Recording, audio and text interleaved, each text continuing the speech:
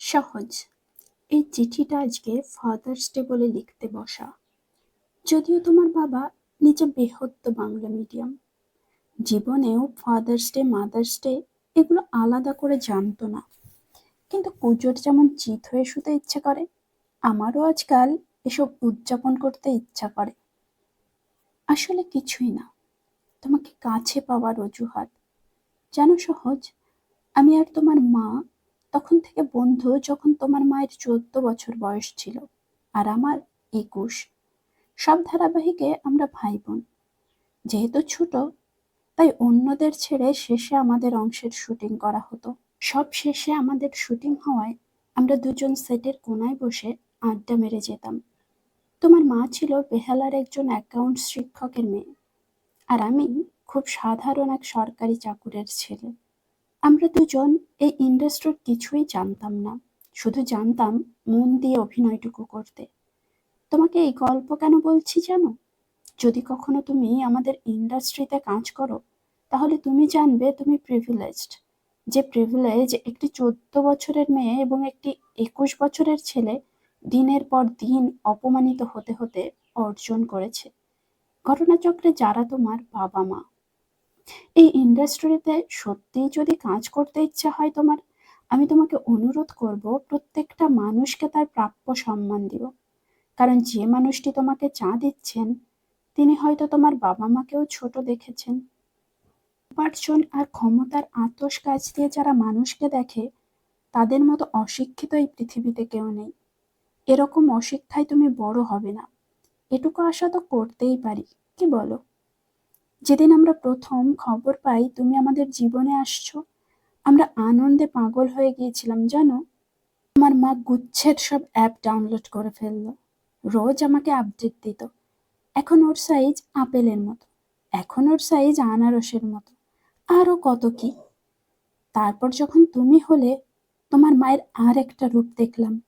তুমি জানো না হয়তো, তোমার মা তোমাকে কোনোদিন বাজার চলতে বেবি ফুড কিনে খাওয়ায়নি, সব নিজের হাতে বানাতো। তাতে যদি সারাদিন লাগে তো লাগুক, তোমার মায়ের তোমার জন্য অনেক সংগ্রাম, অনেক আত্মত্যাগ। তুমি কতটা মনে রাখবে তা তোমার সিদ্ধান্ত। আজ তোমার মা ইনস্টাগ্রামে যথেষ্ট অ্যাস্থেটিক ছবি দেওয়ার পরেও পুরো কমেন্টস ভেসে আসে, লজ্জা করে না আপনার? আপনি কিনা মা? না, এ নিয়ে কোনো দুঃখবোধ আছে ভেবো না। গন্ডারের চামড়া ধার নিয়ে তবে সেলিব্রিটি হওয়া যায়, এ আমরা শিখে গিয়েছি। শুধু তোমাকে বলছি, তোমার মায়ের লড়াইয়ের একটা আন্দাজ দেওয়ার জন্য। আমরা সন্তানেরা শুধু মায়ের বুকের ওমটুকু টের পাই, পিঠে কতগুলো ছুরি কাঁথা আছে দেখতে পাই না। মায়েরা তা সযত্নে লুকিয়ে রাখেন, তোমার মাও রেখেছে। কিন্তু আমি চাইবো তুমি সেই ক্ষতগুলোর শুশ্রূষা করবে।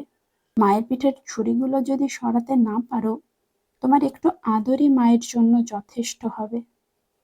এখন প্রশ্ন হচ্ছে, আমি কোন হরিদাস পাল যে তোমাকে এত জ্ঞান দিচ্ছে? আমি তোর বাপ? দূর সম্পর্কেরই হই, বাপ তো বটে। সেই উপলক্ষে একটু জ্ঞান দেওয়ার অধিকার জন্মে যাই। আমি তোমাকে আমার ভাগের সব কটা নদী, পাহাড়, জঙ্গল উত্তরাধিকার সূত্রে দিয়ে যাচ্ছি। বইমেলার ধুলো, কলেজ স্ট্রিটের ফুটপাতগুলোকেও পৈতৃক সম্পত্তি ভাবতে পারো এরপর থেকে। আর হ্যাঁ, তোমাকে দিয়ে দিলাম আমার একটা প্রচন্ড অহংকারের জিনিস, আমার ভাষা, বাংলা। হ্যাঁ, বাংলা ভাষা। আর শুধু সেই বাংলা ভাষা নয়, যেটা আমরা দক্ষিণ কলকাতায় বলি। বাংলা তার সমস্ত উপভাষা, ডায়ালেক্ট নিয়ে যে প্রবল ঐশ্বর্যের অধিকারী, সেই সব ঐশ্বর্য তোমাকে দিয়ে দিলাম। সবই দিয়ে দিলাম, যা যা আমার। প্রয়াত অভিনেতা রাহুল অরুণোদয় বন্দ্যোপাধ্যায় জীবনকালে বাবা দিবসকে ঘিরে আবেগঘন এই চিঠি লিখেছিলেন সন্তানের কাছে। ছেলের প্রতি ভালোবাসা, দায়বদ্ধতা আর অনুপস্থিতির বেদনা মিলিয়ে লেখা সেই চিঠি পড়ে শেয়ার করেই আপনাকে শ্রদ্ধা জানালাম রাহুল অরুণোদয় ব্যানার্জি। আপনি যেখানেই থাকুন, ভালো থাকুন।